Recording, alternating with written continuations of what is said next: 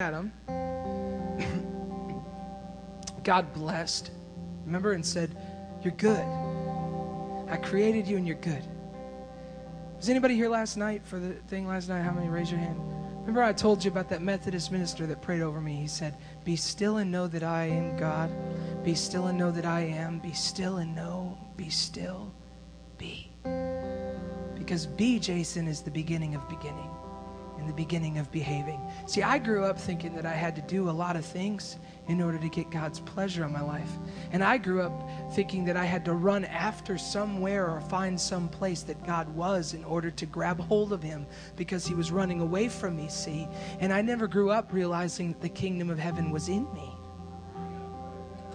And that as I rest, he's with me, that he never leaves me, never forsakes me. Why do we believe that God didn't place his kingdom in you? Why don't you believe? Because we don't think that we're beautiful. And we're always running after something else to satisfy. So Adam, he was blessed. Do you know that before you ever were put in your mother's womb, you were blessed by the Father? He blessed you as a word to go forth into the earth and never return void. Raise your hands to heaven and let me speak that over you. You are blessed as a word from heaven. Now, what does he say about his word? What does he say about his word? Never returns void, but what else does he say about his word? Don't add one thing to it and don't subtract anything from it. How many times have you tried to manipulate people with the word that's on your life, trying to get them to like you by subtracting something from who you are? Stop doing that. If you're a worship leader, don't subtract things out for the religious community. Sing what you sing.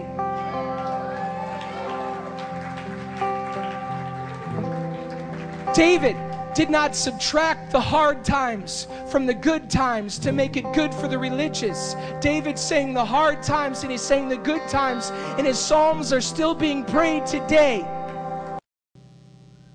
They were satisfied with who God made them to be, and they were satisfied with that blessing on their life. I'm saying God's made you beautiful. He's made you wonderful. It's not about the way you dress. It's not about what version of the Bible you read. It's not about some certain doctrine. It's about whether you are satisfied with God's approval of your life or not.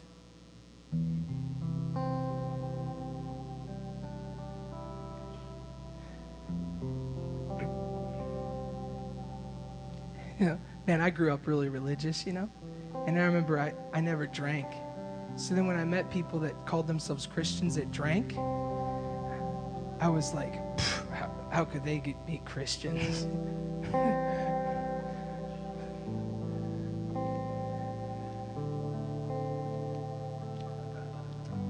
And you know what I found out?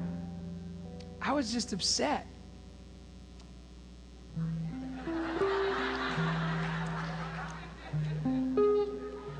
I actually felt like instead of being satisfied, I was bitter because I was trying to pretend like I was religious, but I actually thought I had to not drink to be saved.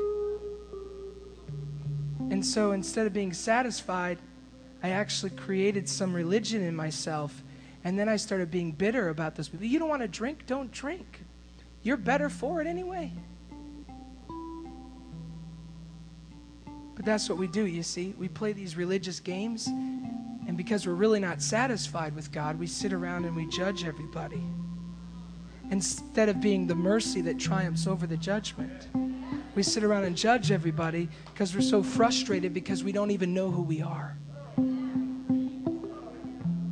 God's calling us to be answers to ultimate questions, but we can't be, and I'll tell you why. Listen, so I'm reading this on my way to Detroit. And I'm saying to myself, man, am I satisfied? Am I satisfied with just your approval? So I'm thinking about Adam, the old Adam that's in both of us, that wasn't satisfied by God's blessing, but he blessed him, right? And I'm thinking about the new Adam. Remember Jesus, he was the new Adam, and he was blessed by the Father too. Now the difference between the old Adam and the new Adam is one, was satisfied by that blessing, and the other one wasn't. And the difference in your life and why corruption fills your life even when you live in the church and call yourself a Christian is because you are not satisfied by God's approval, and you're running after things.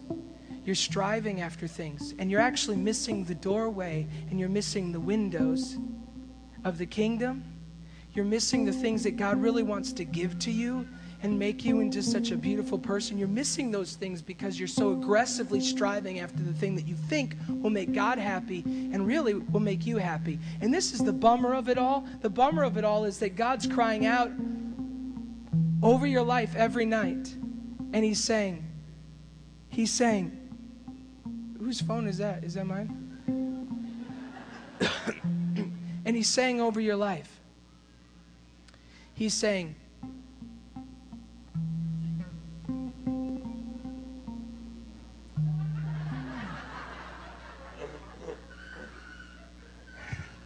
anyway, he's saying over your life tonight, he's saying,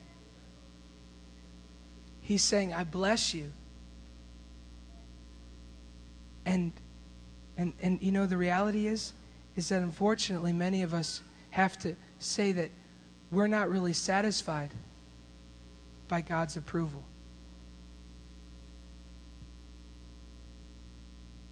See, I can tell you right now, God wants you to be satisfied by his approval. But the reality is that deep inside, even the most religious of us, we are not satisfied by God's approval. We're satisfied by man's approval because we've been programmed to be satisfied by man's approval. In fact, we have not been programmed in the church to even hear the voice of God. We've been programmed to hear the voice of man. We've not been programmed and taught to wait upon the wind of the Spirit and to be unpredictable. We've been programmed to be completely predictable. We've been programmed when we lead worship to look out at the people and make sure that they're pleased with us. We've been programmed to believe that if we're preaching something that's actually good, all the people will applaud and shout.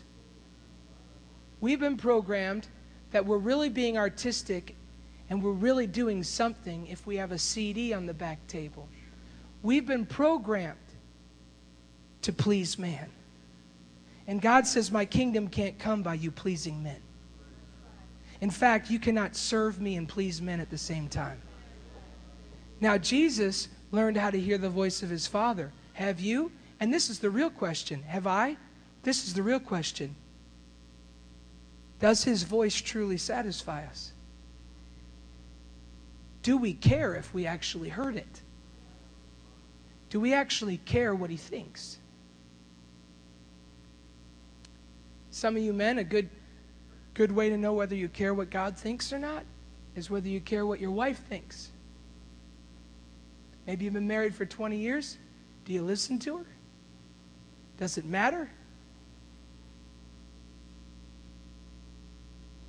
When she says that it was good, does that satisfy you? Does it truly satisfy you in a relationship? How many times have we been divorced in Lakeland, even in the church?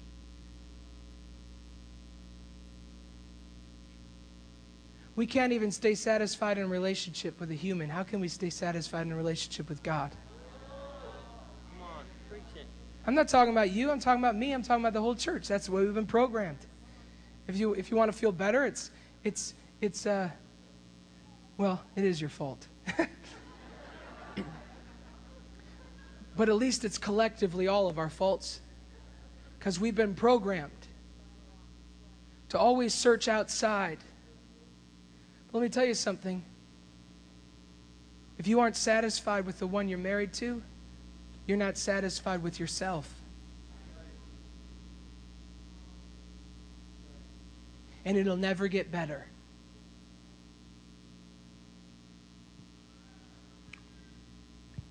The destiny on your life isn't making everything around you perfect.